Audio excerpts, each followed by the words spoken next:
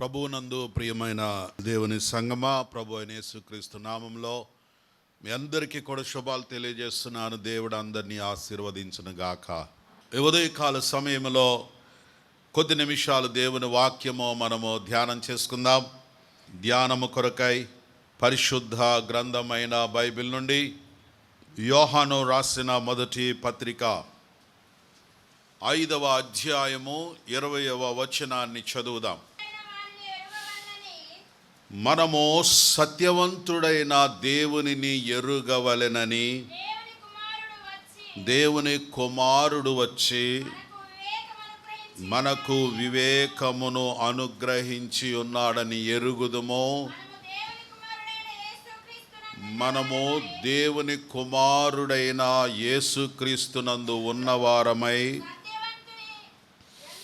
సత్యవంతుని యందున్నాము. ఆయనే నిజమైన దేవుడును నిత్య జీవమును అయి ఉన్నాడు. ప్రైజ్ ది లార్డ్, హల్లెలూయా. ప్రియమైన దేవుని బిడ్డలారా, చదవబడిన వాక్య భాగములో భక్తుడైనటువంటి యోహాను ద్వారా ఒక చక్కని సందేశం, మన రక్షకుడు ప్రభు అయిన యేసుక్రీస్తు ఎడల, యేసుక్రీస్తును బట్టి వ్రాయబడినటువంటి మాటను మనం చదువుకున్నాం. యేసుక్రీస్తు వారు ఏమై ఉన్నారో అనేది భక్తుడు యోహాను రాస్తూ ఉన్నాడు. యేసుక్రీస్తు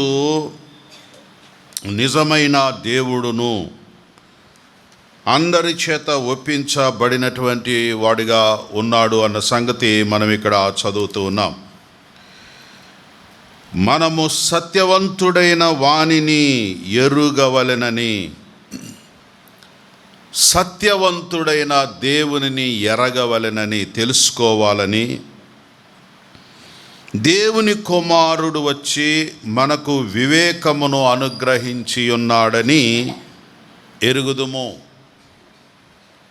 మనకేం తెలుసు అంటే, సత్యవంతుడైనటువంటి దేవుణ్ణి మనం ఎరగవలెనని, తెలుసుకోవాలని, దేవుని కుమారుడైనటువంటి యేసుక్రీస్తు వారు ఈ లోకములోనికి వచ్చి ఉన్నారు. మనము దేవుని కుమారుడైన యేసుక్రీస్తునందు ఉన్నవారమై సత్యవంతుని యందు ఉన్నాము. మనం ఎవరి యందు ఉన్నామట? దేవుని కుమారుడైన యేసుక్రీస్తు అనే సత్యవంతుని యందు మనం ఉన్నాం. ఆయనే నిజమైన దేవుడును నిత్య జీవమును అయి ఉన్నాడు. ఎంత గొప్ప విషయమో! మనము సత్యవంతుడైన దేవుణ్ణి ఎరగవలెనని యేసుక్రీస్తు వారి లోకంలోనికి వచ్చాడు. ఆయన వచ్చి మనకు దేవుని కుమారుని గురించి బయలుపరిచాడు. ఆయనను గురించి మనం తెలుసుకోవాలని మనకు వివేకమును అనుగ్రహించాడు.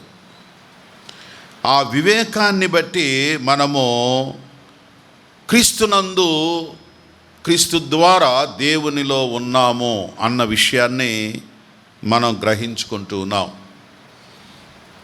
నిజమైనటువంటి దేవుడు ఎవరైతే ఉన్నారో ఆయనను బయలుపరచడానికి యేసుక్రీస్తు వారి లోకంలోనికి వచ్చారు. కాబట్టి దేవుని యొద్ద నుండి వచ్చిన దేవుని కుమారుడైన యేసుక్రీస్తు వారు ఆయనే నిజమైన దేవుడును నిత్య జీవమును అయి ఉన్నాడు. కాబట్టి యేసుక్రీస్తు వారు నిజమైన దేవుడై ఉన్నాడు. చెప్పండి, యేసుక్రీస్తు వారు ఏమై ఉన్నారు? ఎలా చెప్పగలము? భక్తుడు రాస్తున్నాడు, దేవుని కుమారుడైనటువంటి యేసుక్రీస్తు వారు ఈ లోకంలోనికి వచ్చాడు. వచ్చినటువంటి ఆయన దేవుని కుమారుడు అని మనకు బయలుపరుచుకున్నాడు. బయలుపరచబడిన దాన్ని బట్టి మనము ఆయన యందు ఉన్నాము అని గ్రహించుకున్నాము. కాబట్టి ఆయనే నిజమైన దేవుడు. నిత్య జీవం ఎవరికైనా కావాలనుకుంటే అది కూడా యేసుక్రీస్తు ద్వారానే కలుగుతుంది. దేవునికి స్తోత్రం. ఆయన నిజమైన దేవుడు అని ఎలా చెప్పగలము? ఈ ఉదయకాల సమయంలో మనం దేవుని వాక్యంలో ధ్యానించే ప్రాముఖ్యమైన విషయం ఏమిటి అని అంటే, ఆయన నిజమైన దేవుడు అని దేన్ని బట్టి మనం చెప్పవచ్చు? దేవుని వాక్యములో అనేకమైన ఆధారాలు ఉన్నాయి. కానీ ఒక 2-3 విషయాలు మనం యేసుక్రీస్తు వారు నిజమైన దేవుడని, యేసుక్రీస్తు వారు సత్యవంతుడని, యేసుక్రీస్తు వారు నిత్య జీవము గలవాడని దేన్ని బట్టి మనం అంగీకరించవచ్చు, తెలుసుకోవచ్చు. అంతేకాకుండా అపొస్తలుడైన పౌలు గారు కూడా ఈ మాటను బలపరుస్తూ రాశాడు. తిమోతికి రాసినటువంటి మొదటి పత్రిక 3వ అధ్యాయము 16వ వచనంలో చూస్తే, దైవ భక్తి అనగా మనము యేసుక్రీస్తు వారు నిజమైన దేవుడని, యేసుక్రీస్తు వారు నిత్య జీవము గలవాడని, యేసుక్రీస్తు వారు సత్యవంతుడై ఉన్నాడని మనము అంగీకరించి ఆయనను విశ్వసించి ఉన్నటువంటి మన భక్తి ఏదనగా చదువుదాం. ఇప్పుడు చదువుదాం. ఆయన సశరీరుడుగా ప్రత్యక్షమయ్యాడు,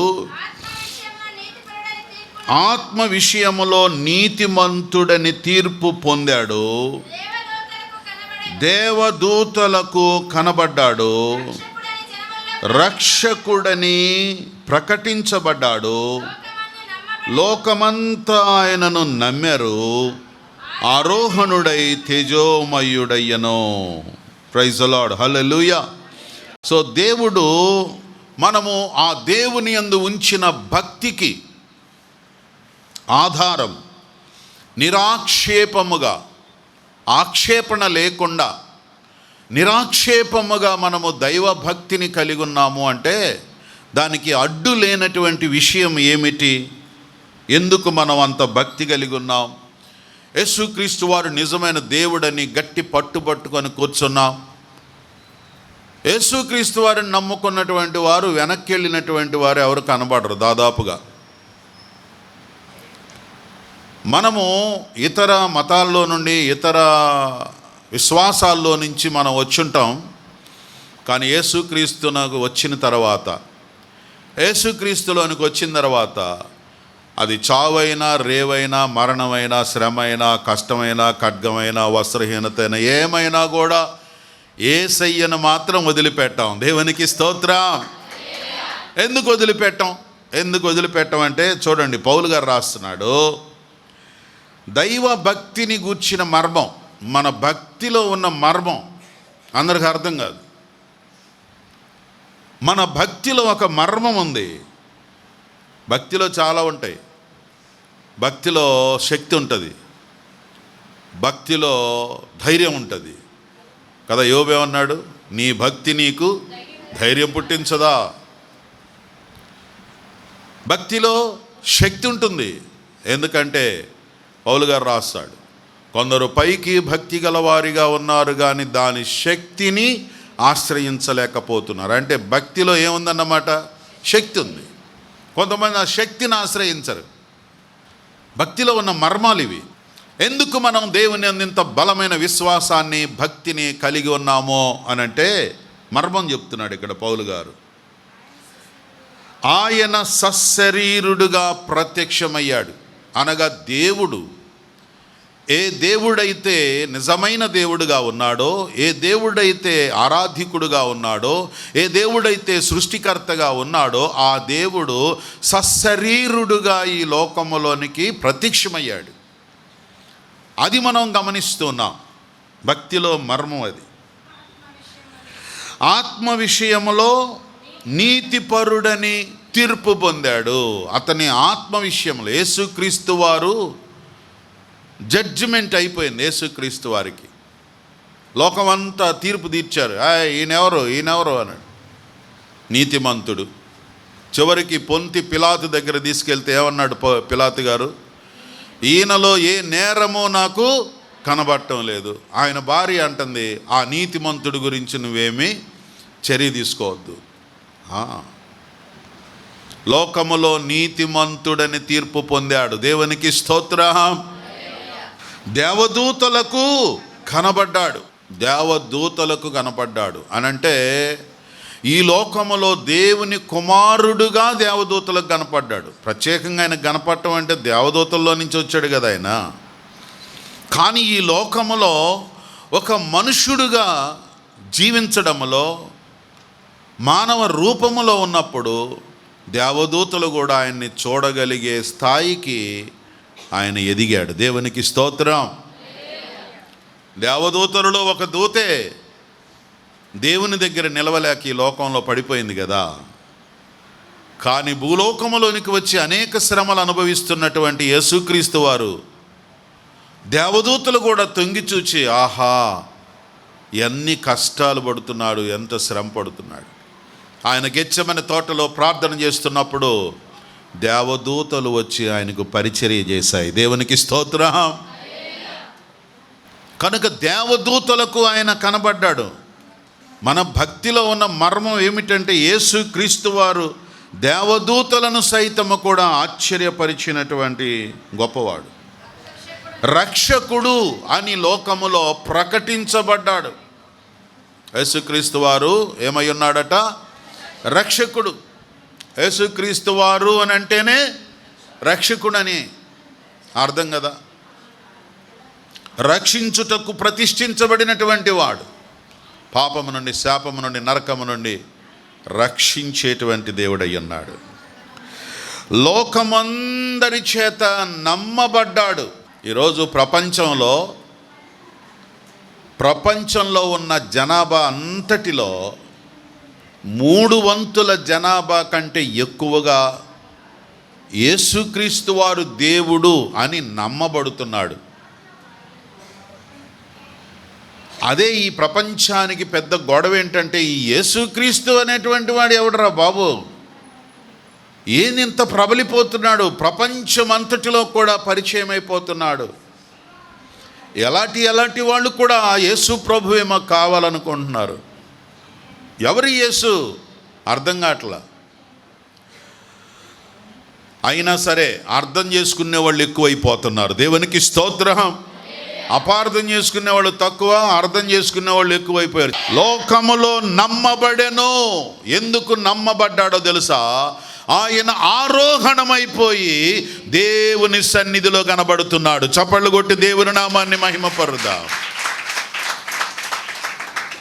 ఈ ప్రపంచంలో ఎవరైనా సమాధిని గెలిచి సమాధిలో నుండి బయటికి వచ్చి సజీవుడుగా లోకమంతా చూస్తూ ఉండగా ఆరోహణమైనటువంటి వ్యక్తి ఎవరైనా ఉన్నారా?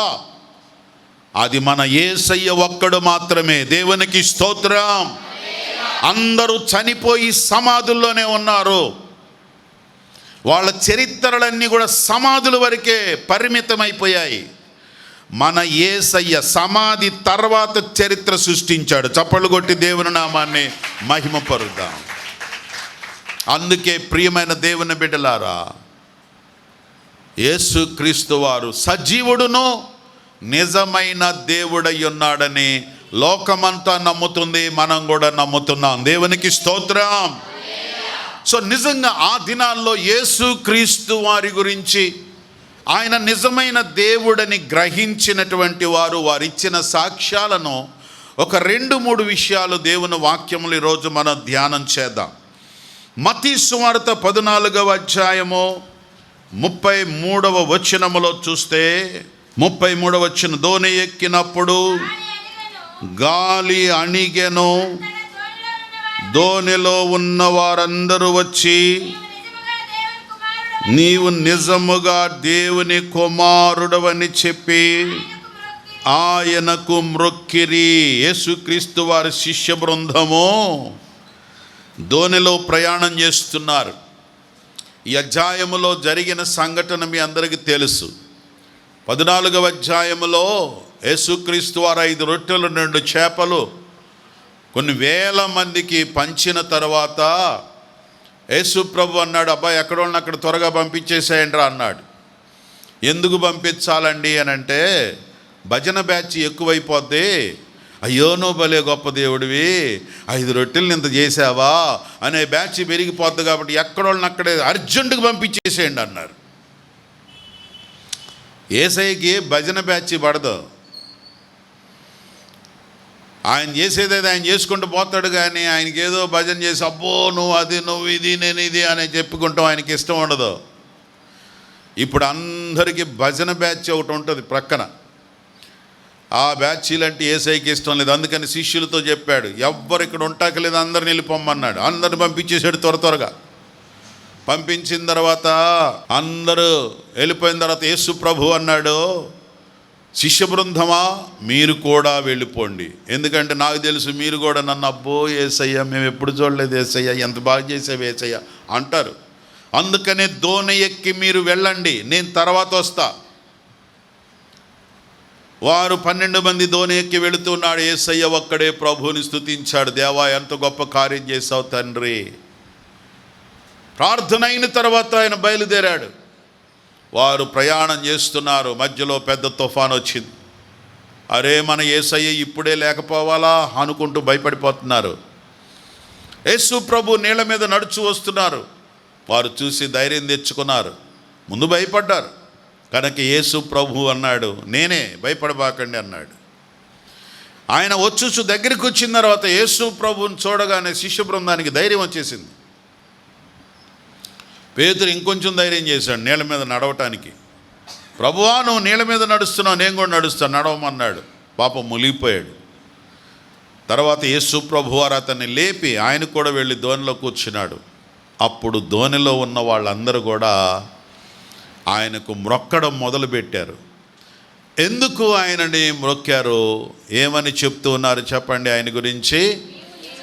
నీవు నిజముగా దేవుని కుమారుడవు, నిజంగా నువ్వు దేవుని కుమారుడవు, ఎందుకంటే నువ్వు దేవుని ద్వారా నీ కార్యములు చేస్తున్నావు, నువ్వు దేవుని కుమారుడిగా ఈ లోకానికి వచ్చావు అని యేసుక్రీస్తు వారి శిష్యులు ఆయన చేసిన కార్యములను బట్టి, ఆయన చూపినటువంటి ఆ కరుణ, ఆ దయ మనుషుల ఎడల వారికి సహాయపడిన దానిని బట్టి అది దేవుని హృదయము, అది దేవుని ఆలోచన, అది దేవుని సహాయము అనుగ్రహించబడినప్పుడు శిష్యులందరూ కూడా నువ్వు దేవుని కుమారుడు అని ఒప్పుకోవటం జరిగింది. అలాగే మత్తయి సువార్త 16:16లో పేతురు ప్రత్యేకంగా చెప్తాడు, దేవా నీవు దేవుని యొక్క సజీవుడైన దేవుని కుమారుడవైన క్రీస్తువు. యేసుక్రీస్తు వారు ఒక రోజున శిష్య బృందం అంతా కూర్చొని ఉన్నారు. శిష్యులారా, ఈ లోకంలో మన గురించి ఎవరైనా ఏమన్నా అనుకుంటున్నారా, మన గురించి ఏమనుకుంటున్నారు అనే ఆలోచన అందరికీ వస్తుంది. ప్రభువు కూడా అడుగుతున్నాడు, అందరూ ఏమనుకుంటున్నారు అన్నప్పుడు చెప్పారు, అయ్యా మీరు కొందరు ప్రవక్త అనుకుంటున్నారండి అని, మరికొందరు బాప్తిస్మం ఇచ్చే యోహాను చనిపోయాడు కదా ఆయన మళ్ళా వచ్చాడు అనుకుంటున్నారండి, ఇలాగన రకరకాలుగా అనుకుంటున్నారని చెప్పారు. సరే వాళ్ళు ఏదో అనుకుంటున్నారు, మీరేమనుకుంటున్నారు? పేతురు అన్నాడు, నీవు ఇలాంటివాడివి కాదు, నీవు సజీవుడైన దేవుని కుమారుడవు, దేవుని కుమారుడవని మేము తెలుసుకుంటూ ఉన్నాం. యేసుక్రీస్తు వారు దేవుని కుమారుడు అని ఎందుకు అనబడ్డాడు తెలుసా? యేసుక్రీస్తు వారి లోకములో జన్మించకముందే మరియతో దేవుని దూత మాట్లాడుతూ అంది, నీవు దేవుని పరిశుద్ధాత్మ వలన గర్భవతి అవుతావు. 1వ అధ్యాయం లూకా సువార్త 35వ వచనంలో చూచినప్పుడు ఆయన దేవుని కుమారుడు అనబడతాడు. ఏమనబడతాడు చెప్పండి? దేవుని కుమారుడు అనబడతాడు.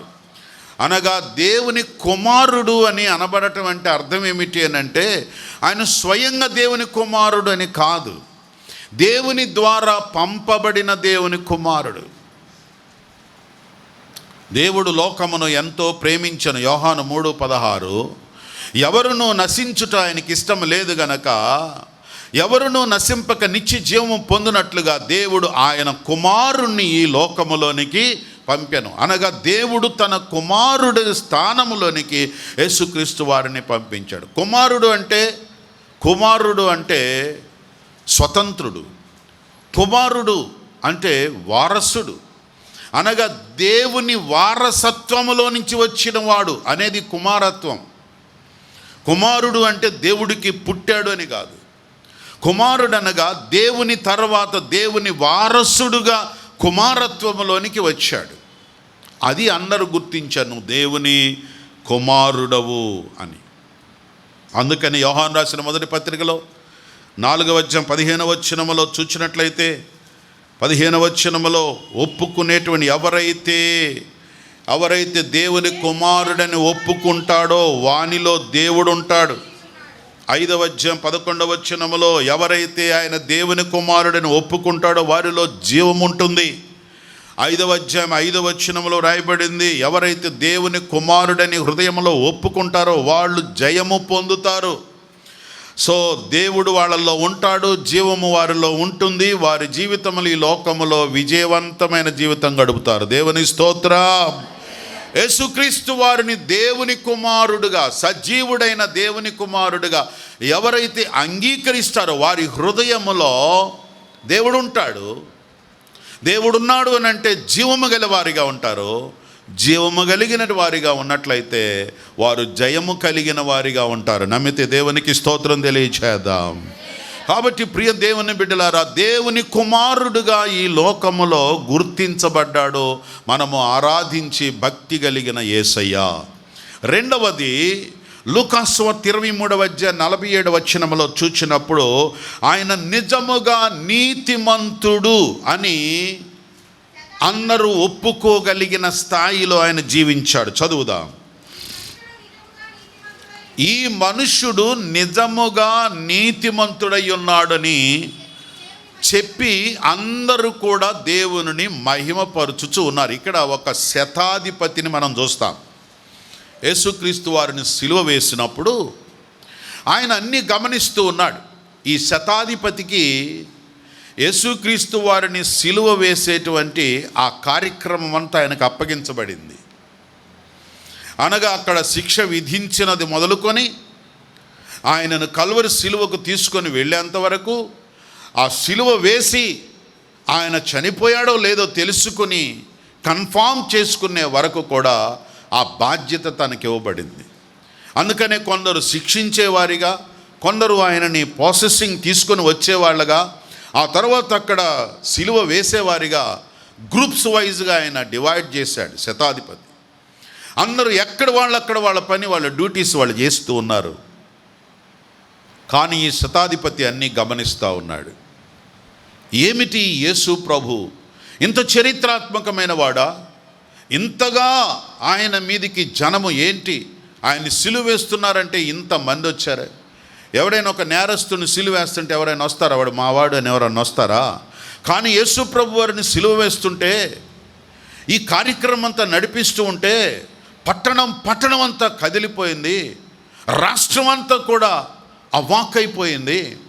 భయంకరమైన సపోర్టు ఈ యేసు ప్రభువుకు ఉందేంటి? ఆ శతాధిపతి గమనిస్తూ ఉన్నాడు. ఆ యొక్క ప్రయాణంలో గొల్గొతాకు తీసుకుని వెళ్ళేటప్పుడు ఆ జనాన్ని కంట్రోల్ చేయలేకపోతున్నారు. ఏమిటి ఇంత ఫెమిలియర్గా ఉన్నాడు ఇతను? గమనిస్తూ ఉన్నాడు. ఆ తర్వాత ఆయన కల్వరి సిలువలో వేలాడుతూ ఆ హింసను అనుభవిస్తూ ఆయన మాట్లాడిన మాటలు కూడా అన్నీ విన్నాడు. లాస్ట్కి ఆయన ప్రాణం విడిచిన తర్వాత అంటాడు ఆ శతాధిపతి, ఇతడు నిజముగా నీతిమంతుడై ఉన్నాడు. దేవునికి స్తోత్రం. నిజంగా నీతిమంతుడని ఎందుకన్నాడో తెలుసా?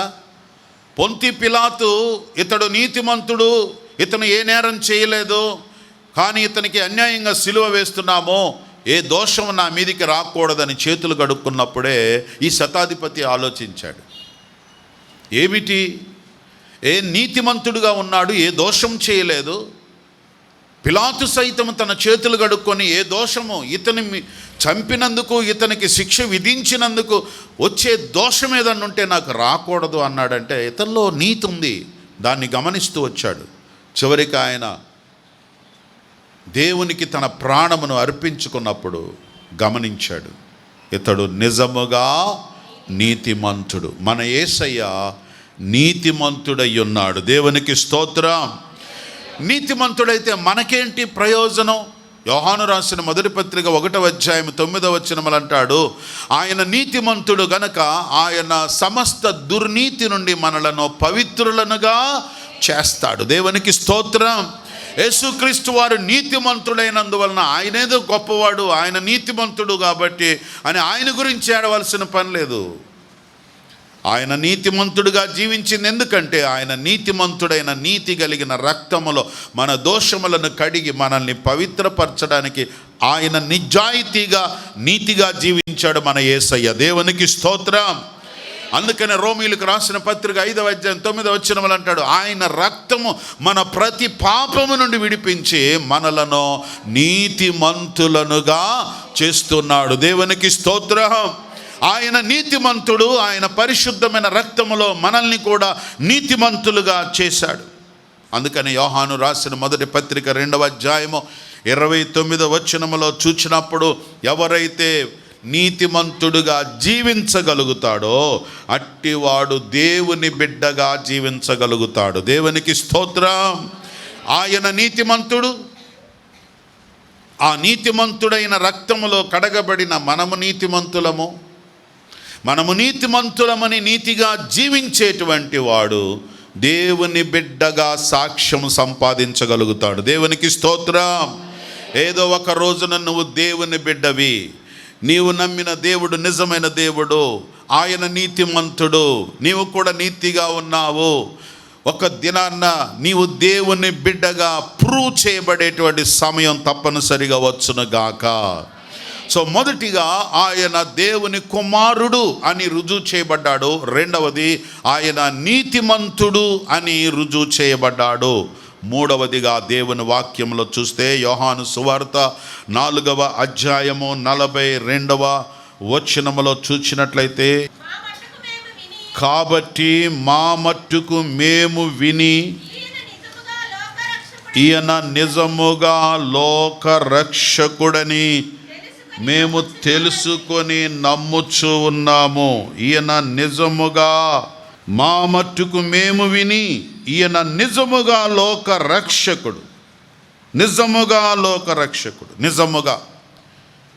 నిజముగా ఈరోజు మన యొక్క టాపిక్ ఏమిటి అంటే, నిజమైన దేవునికి ఉండవలసిన లక్షణములు ఏమిటి? నిజమైన దేవుడని యోహాను భక్తుడు రాశాడు. మరి నిజమైన దేవునికి ఉండే లక్షణాలు 3. 1, నిజముగా దేవుని కుమారుడు, నిజముగా నీతిమంతుడు, నిజముగా లోక రక్షకుడై ఉన్నాడు. నిజంగా అంటే అబద్ధం కూడా ఉంటుందని దాని అర్థం. కాబట్టి అబద్ధముగా చాలా వచ్చాయి. వాటన్నిటితో మనకి సంబంధం లేదు, వాటిలో నిజం లేదు. నిజమైన యేసు క్రీస్తు వారికి వ్యతిరేకముగా ఉన్నటువంటిది ఏది కూడా దానిలో నిజం లేదు. అందుకనే నిజము అనేది పెద్దలు అంటారు కదా, నిజం అనేది నిదానం మీద తేలుతుంది అని. యేసుక్రీస్తు వారు నిజమైన దేవుడు అని యేసుప్రభు శిష్యులందరూ కూడా ఒప్పుకున్నారు. దేవుని కుమారుడు అని ఒప్పుకున్నారు. అది ఎప్పుడు? యేసుక్రీస్తు వారు లోకంలోనికి వచ్చి శిష్యులతో ప్రయాణం చేసి శిష్యులతో ఆయన మాట్లాడుతున్నప్పుడు శిష్యులు గ్రహించి ఆయన క్రియలను బట్టి అప్పుడు వారు ఆయన నిజమైన దేవుని కుమారుడు అని ఒప్పుకున్నారు. అలాగే ఆయన నిజమైన నీతిమంతుడు అని ఒప్పుకున్నాడు. ఎవరు? శతాధిపతి నీతిమంతుడని ఎప్పుడు ఒప్పుకున్నాడు? యేసుక్రీస్తు వారి లోకంలోనికి వచ్చి ఆయన 33.5 సంవత్సరాలు జీవించి 3.5 సంవత్సరాలు సేవ చేసి కల్వరి శిలువ వరకు వెళ్ళి తన ప్రాణము అర్పించినప్పుడు ఆయన హిస్టరీ మొత్తం ఆలోచిస్తే ఇతడు నిజంగా నీతిమంతుడై ఉన్నాడు. దేవునికి స్తోత్రం. నిజంగా ఎంతోమంది నీతిమంతులు ఉంటారు. శతాధిపతి అనుకొని ఉంటాడు. అక్కడ చాలామంది నీతిమంతులు ఉన్నారు. మేమే నీతిమంతులము అనుకునేటువంటి శాస్త్రులను పరిసయ్యులను ఉన్నారు. వాళ్ళు ఏమనుకుంటున్నారు? మేమే నీతిమంతులం అనుకుంటున్నారు.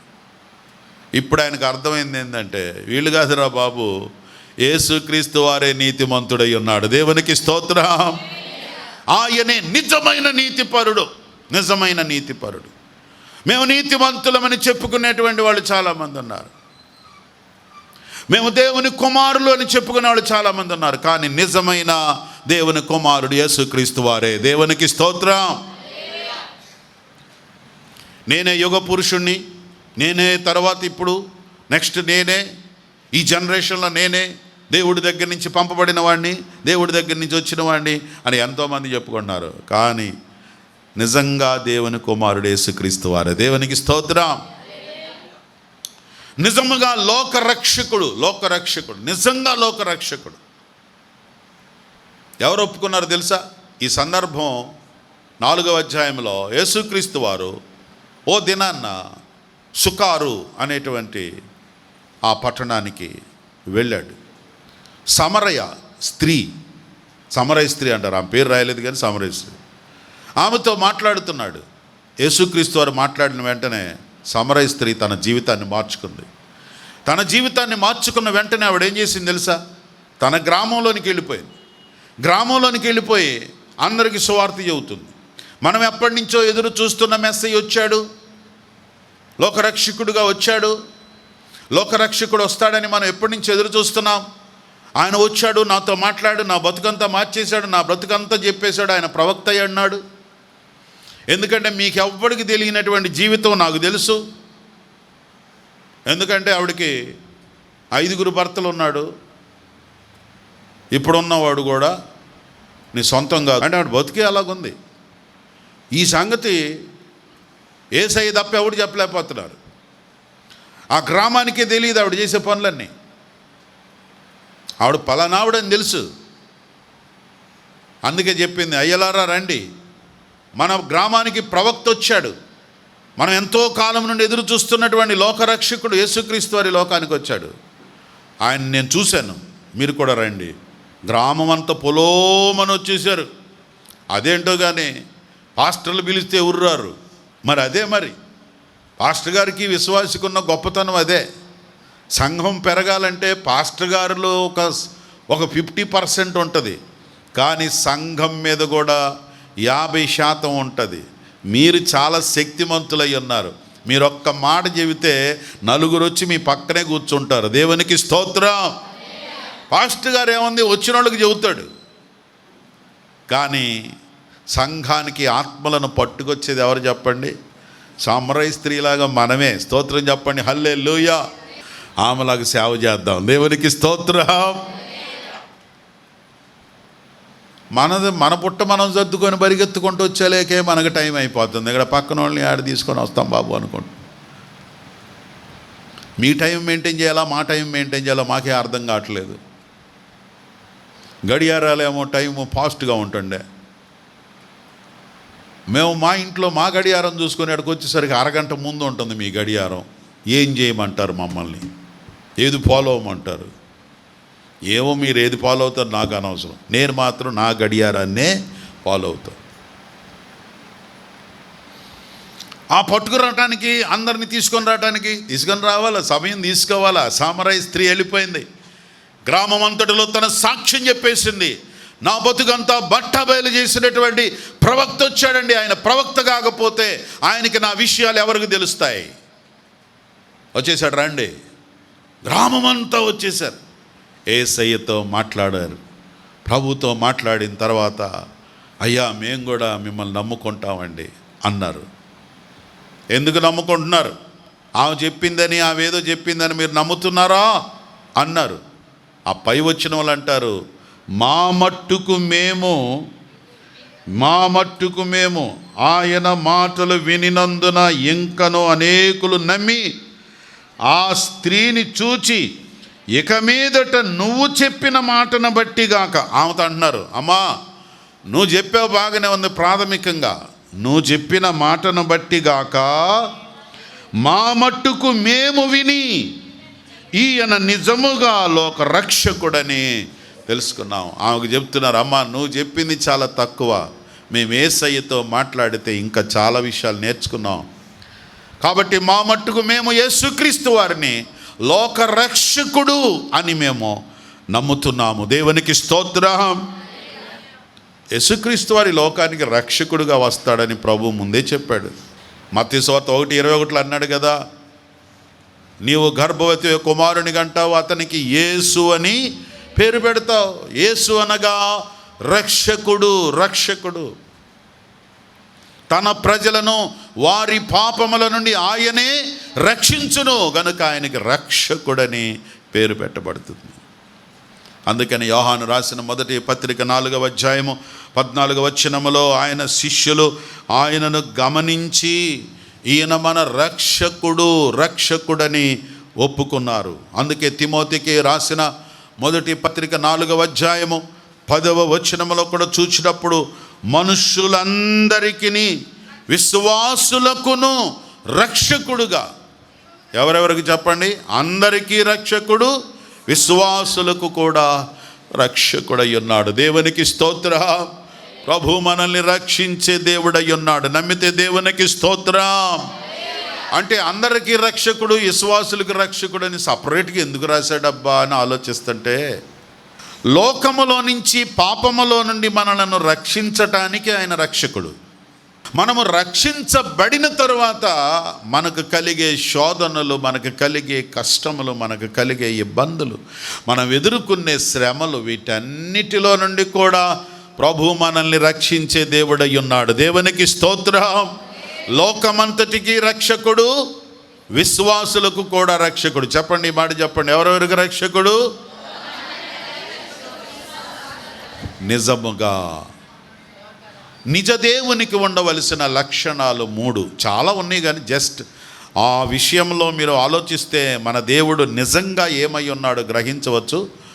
మచ్చుకు 3 విషయాలు మనం గుర్తు చేసుకున్నాం. నిజముగా దేవుని కుమారుడు, నిజముగా నీతిమంతుడు, నిజముగా రక్షకుడు. కళ్ళు మూసుకోండి, ప్రార్థన చేద్దాం.